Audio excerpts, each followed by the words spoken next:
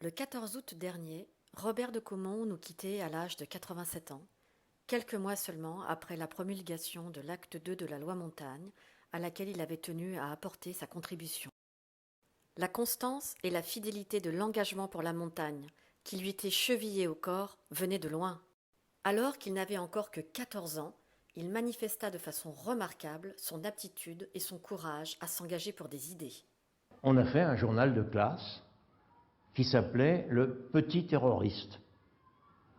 Il s'appelait Le Petit Terroriste, il était sous-titré Hebdomadaire antinational-socialiste de la classe de 2e à 1. Voilà.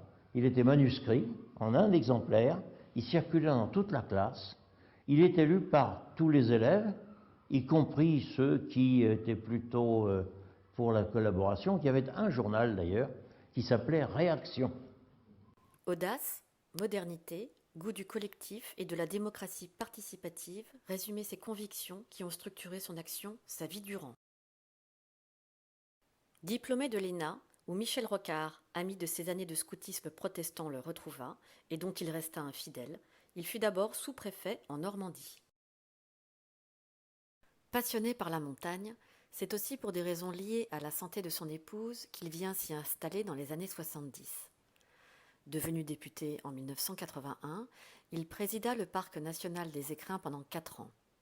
Élu maire de Briançon en 1983, il a donné une impulsion décisive à l'économie locale avec la construction de la gare téléphérique du Prorel, qui dessert les pistes de Serre-Chevalier et amena le ski à la ville. Briançon, c'était un peu la belle endormie. Or, cette ville a une vocation extraordinaire. Et il faut dire qu'elle a connu à cette époque-là un taux de croissance extrêmement élevé, le plus élevé de la région Provence-Alpes-Côte d'Azur pour des villes de cette catégorie. Fortement impliqué dans le développement local, il présida pendant 29 ans l'ADECODE, l'Association de développement économique de la Haute-Durance, ce qui l'amena à prendre fait et cause pour les travailleurs pluriactifs et saisonniers, en vue d'atténuer les inégalités de traitement de toutes sortes qu'ils subissent.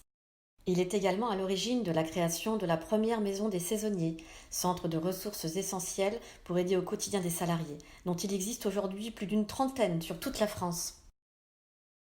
Député des Hautes-Alpes de 1981 à 1986, il fut un des artisans majeurs de la loi Montagne du 9 janvier 1985.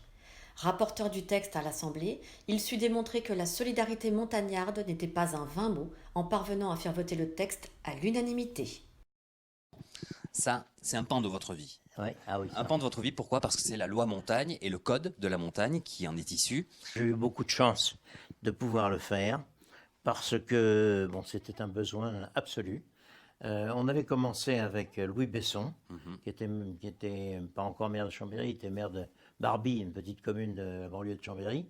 C'est un vrai copain. On a travaillé ensemble, la main dans la main.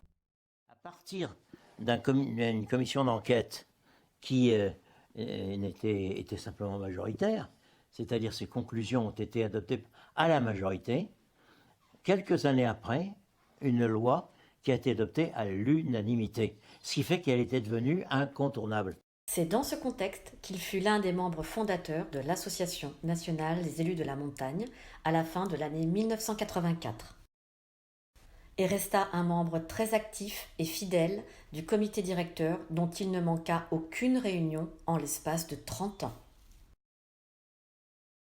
Enfin, il restera le promoteur infatigable du Code de la montagne dont il a initié le prototype dans les années qui ont suivi la loi de 1985, que la loi créa en 2006 mais sans lui donner corps, et que l'ANEM a pris l'initiative d'éditer en 2014 avec son précieux concours.